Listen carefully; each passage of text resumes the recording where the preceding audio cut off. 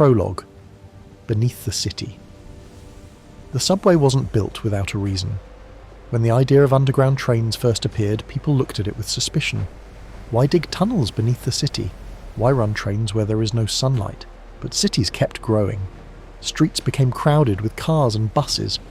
People spent hours trying to get to work or back home. So engineers made a decision. If there is no more space above the city, we go below it, deep underground. At first, it was only plans on paper, then blueprints. Then thousands of workers began digging tunnels, metre by metre, day and night.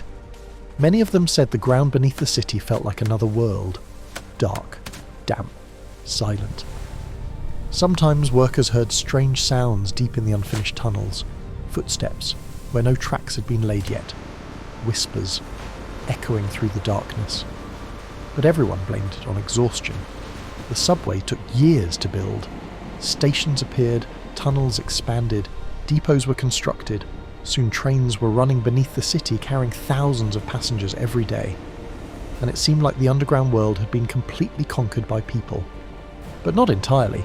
There are things subway workers don't like to talk about. Things that sometimes happen after midnight, when the last train has already left, when the stations become empty, when the tunnels are filled with nothing but darkness, and the quiet hum of electricity. That's when it sometimes appears. A train that doesn't exist on any schedule. An old carriage, dark windows, and people sitting inside. People who should have disappeared a long time ago. Subway workers call it only one thing: the ghost car.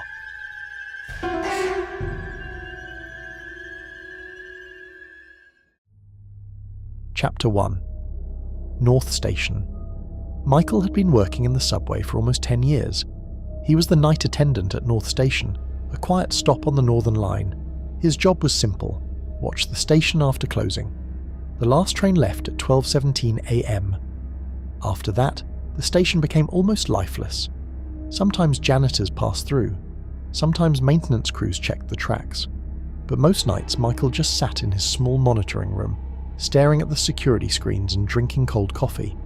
The cameras showed the entire platform, empty benches, dim overhead lights, and the black tunnel stretching into darkness. Michael was about to switch off part of the lighting when he heard something. A distant sound, metallic, like something rolling along the rails. He frowned. "That's strange," he muttered. The last train had left a long time ago. Michael checked the clock. 12:43 a.m. No trains were supposed to run at this hour. He turned his eyes toward the camera facing the tunnel, and then a faint light slowly appeared in the darkness. At first just a tiny dot, then two dim headlights, a train. A cold chill ran down Michael's spine. "What the hell?" he whispered. There wasn't supposed to be any train, but it kept coming closer, slowly emerging from the darkness. Old, very old. The carriages were painted dark green, but the paint had faded so badly that they looked almost black. Inside, the lights flickered, and when the train slowly stopped at the platform, Michael saw the passengers. They were sitting inside the car, perfectly still, silent, staring straight ahead. No one stood up, no one tried to leave. The doors never opened. Then suddenly, one of the heads slowly turned. The passenger looked directly at the camera, directly at Michael, and then the monitor suddenly went black. And somewhere in the tunnel, something quietly laughed. Quiet. Chapter 2. The Train Without a Driver. The monitor went dark for only a few seconds, but to Michael, it felt like an eternity. He jumped up from his chair and slammed his hand on the keyboard, trying to bring the camera feed back. The screen flickered. Then the image returned. The platform was empty. The train was still there, but now one of the carriage doors was open. Michael felt his fingers turn cold. "That's impossible," he whispered. No train should have been there, and certainly not one with its doors open. He leaned closer to the monitor. The passengers inside the car were still sitting exactly where they had been. No one moved. The lights flickered, casting long shadows across their faces. Then suddenly one of the passengers slowly lifted his head. His face was pale, too pale, like someone who had never seen the sun. Michael jerked back from the screen. For a moment it felt like the man was staring directly at him, even though there were cameras and dozens of meters between them. Michael took a slow breath. "Relax," he muttered to himself. "Probably a maintenance train." But he knew that wasn't true. Maintenance trains looked completely different, and they always had a driver. Michael quickly opened the train movement log. 12:17 a.m. Last train. After that, nothing. No record, no maintenance vehicles, no late night service, nothing. The room became quiet, too quiet. And then he heard it. From the tunnel, footsteps, slow, metallic, like someone walking along the rails. Michael froze. Slowly he turned his eyes back to the tunnel camera. Something had changed. The train door was still open, but now one of the passengers was standing on the platform. Michael hadn't seen him leave the train. He simply was already there, standing still. The man wore an old coat, the kind people wore decades ago. His face was hidden in shadow. Then, after a few seconds, he slowly lifted his head and looked straight into the camera. Michael felt his heart begin to pound. The man took a step, then another. He was walking toward the stairs, toward the exit of the station.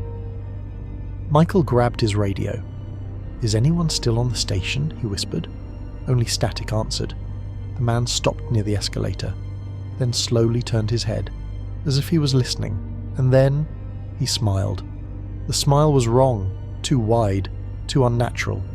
Suddenly the lights on the platform began to flicker. Once, twice, 3 times. When the lights became steady again, the man was gone. Michael looked back at the train. A wave of cold ran through his entire body. All the passengers inside the carriage were now looking in the same direction, toward the door of the security room, toward him. Chapter 3: The Forgotten Accident. Michael pushed himself away from the monitor. No, he whispered. It had to be a joke. Maybe someone from the depot was trying to scare him. There was no other explanation. He quickly dialed the number of the night dispatcher. The phone rang for a long time. Finally, a sleepy voice answered. "Yeah, this is Michael from North Station. There's a train here." "What train?" "I don't know. It's old, and it's not in the system." Silence filled the line for several seconds. "Say that again," the dispatcher said quietly. Michael swallowed. "An old train, dark green. There are people inside." Another long pause. Then the dispatcher spoke again, and the words made Michael feel even colder. "Listen carefully." "Okay, can you see the car number?" Michael turned back toward the monitor. On the side of the first carriage, faded numbers were barely visible through the worn paint. He slowly read the number out loud. On the other end of the line, the dispatcher suddenly exhaled sharply. "That's impossible."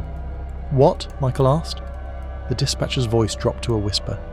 "That train disappeared 40 years ago." Michael felt his throat go dry. "How? Disappeared?" "There was an accident in the tunnel, a collapse. The train vanished with all the passengers. But they found the driver's body," the dispatcher said quietly. "But the carriages were never found." The room suddenly felt cold. Michael slowly looked back at the camera. The train was still standing on the platform. The lights inside flickered. But now, one seat inside the carriage was empty, the seat where the man in the old coat had been sitting. Then Michael heard something, right outside his security room. Slow footsteps. Someone was walking down the corridor, and stopped directly at his door. The handle slowly began to turn. Chapter 4: Behind the Door. The door handle slowly turned. Michael froze. His heart was pounding so loudly it felt like it could be heard throughout the entire corridor. The door creaked and slowly opened. A dark hallway, empty. Michael stared into the half-darkness for a few seconds, trying to see something, anything. "Is someone there?" he called quietly. No answer. Only the distant hum of electricity running through the station walls. Michael carefully stood up from his chair and stepped closer to the doorway. The corridor was narrow, lit by a single lamp hanging from the ceiling. The light flickered. The floor was empty. But on the concrete he noticed something. Wet footprints, clear shoe prints, as if someone had just walked in from the tunnel. Michael felt the cold tighten in his chest. The footprints led straight to the security room door, and then they disappeared, as if the person had simply vanished into thin air. Michael quickly turned back to the monitors. The train was still standing at the platform, but now there was another empty seat inside the carriage. Another passenger had disappeared, and then he heard a sound. This time, from the station itself, the slow creaking of the escalator, as if someone was riding it up. Chapter 5. The old driver. Michael grabbed the radio. "Dispatcher, are you still there?" Static filled the speaker. Then the voice returned. "Yeah, I'm here." "Someone just left the train." Silence. "How many of them?" the dispatcher asked. Michael looked at the carriage. The passengers inside were sitting motionless. Their faces were pale like wax masks. "I don't know, but they're leaving one by one." The dispatcher muttered a quiet curse. "Listen carefully." "I'm listening." 40 years ago, that train disappeared between two stations. What happened? Officially, a tunnel collapse? And unofficially? Another long pause. The driver sent a strange message before the signal was lost. Michael felt a chill crawl down his spine. What did he say? The dispatcher's voice became quieter. He said there was another station in the tunnel. Michael frowned. That's impossible. There are no stations there. Exactly. So what did he see? The dispatcher lowered his voice even more. He said the train stopped by itself, the doors opened, and there were people standing on the platform. People who shouldn't have been there. Michael slowly turned his gaze back to the monitor. At that exact moment, the lights inside the carriage suddenly went out. For 1 second, everything fell into darkness. When the lights came back on, all the passengers were standing. Chapter 6. They are watching. Michael jerked back from the monitor. Every passenger in the carriage was now standing, perfectly straight, completely still, and all of them were facing the camera, as if they knew where he was, as if they could see him. Michael whispered, "That's impossible." Suddenly one of them raised a hand, slowly pointing toward the station exit, as if inviting him or ordering him. At that moment the radio crackled again. "Michael," the dispatcher said. "What?" "I found the archive reports. And?" "After the train disappeared, people sometimes saw it in the tunnels." Michael said nothing. "But it never stopped at stations. Not once." Michael slowly looked back at the monitor. The train was standing right at his platform. The doors began to open. The screech of metal echoed through the entire station, and the people inside took a step forward. Chapter 7. Stepping out of the car.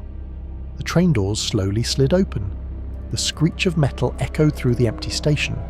Michael sat frozen, staring at the monitor. The people inside the carriage were standing near the doorway. No one moved, as if they were waiting. Then the first passenger stepped forward. He stepped onto the platform, slowly, like someone who hadn't walked in a very long time. The second followed, then the third. Michael found himself counting them without even realizing why. 1, 2, 3, 4. All of them looked strangely similar. Old-fashioned clothes, pale faces, empty eyes. They walked silently across the platform, and suddenly, they all stopped, at the same moment, as if someone had given them a signal. Then they turned their heads, toward the corridor where the security room was, where Michael was sitting. A cold feeling spread through his chest.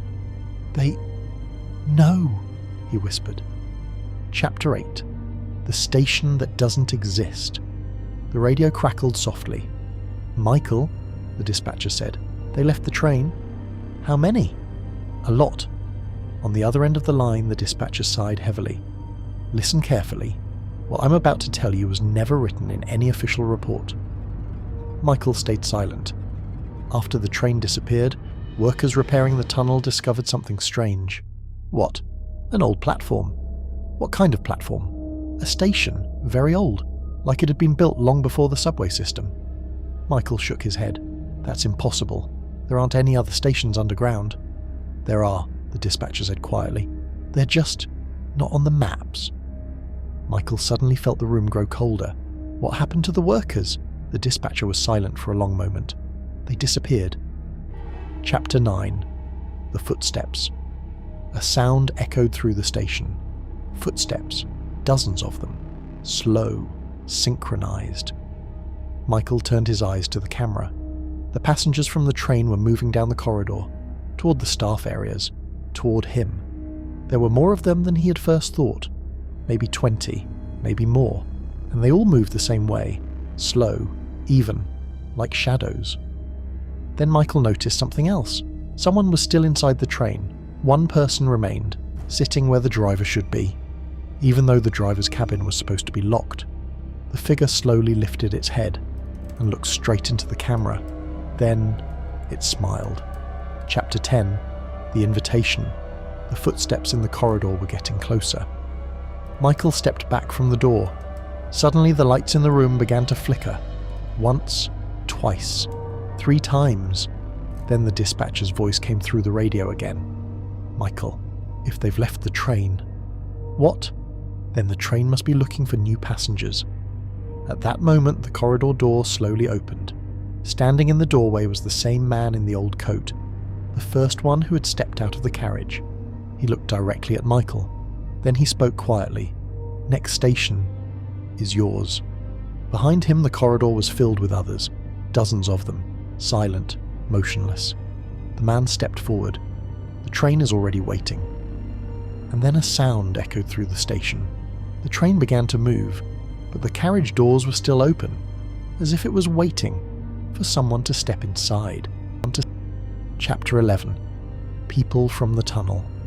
The man in the old coat stood in the doorway. He didn't blink, he didn't move, he simply stared at Michael.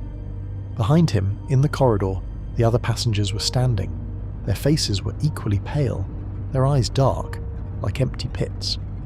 Michael stepped back. Who are you? He asked quietly. The man tilted his head, as if he didn't understand the question. Then he slowly replied, "We are passengers." His voice sounded strange, like several voices speaking at once. "Passengers? Of what?" Michael whispered. The man took another step. "The next station." Michael felt the room grow even colder. "But that station doesn't exist." A smile appeared on the man's face. "It does. People have simply forgotten it." Chapter 12.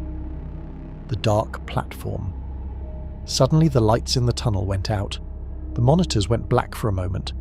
When they came back on, the cameras were showing something different. The train was gone, the platform was empty. Michael blinked. What? But the next camera showed something else. The tunnel. Dark. And deep inside it, there was a platform, old, stone, lit by weak yellow lamps. Michael leaned closer to the monitor. He knew that tunnel. There wasn't supposed to be a station there, but it was there. Standing on the platform was a train, the same one, dark green, and beside it stood people, many people, far more than before. Chapter 13. The Old Recordings. The radio crackled again. "Michael," the dispatcher said, "I see it." "See what?" "The station." Silence filled the line. "That's impossible." "It's there, in the tunnel." The dispatcher sighed heavily. "I found another archive file." "What kind?" "Before the train disappeared, the driver sent one final message." "And what did he say?" The dispatcher quietly read from the report. "We have stopped at a station, but it's not on the map. People are coming out of the darkness. They say the train must stay here forever." Michael felt his chest tighten. What happened next? The signal was lost, and no one ever saw them again. Chapter 14. The Invitation. The man in the coat was still standing in the doorway, watching Michael. Then he said quietly, "It's time to go." "Where?" Michael whispered. "To our station." Behind him, the passengers all stepped forward at the same time. The floor creaked softly. Michael understood. They wouldn't leave, not until he went with them. The man slowly extended his hand. "The train is already waiting." And at that moment, a sound came from the tunnel again. The distant rumble of wheels. The train was returning. Chapter 15. The Light in the Tunnel. The cameras showed a faint glow appearing in the darkness of the tunnel. First a small dot, then 2, the headlights of a train. It was slowly approaching the station, but now Michael noticed something new. Someone was standing inside the driver's cabin, a dark figure, completely still. And as the train rolled closer, Michael saw the face. It was the driver, but his eyes were completely black, and he was staring directly at Michael.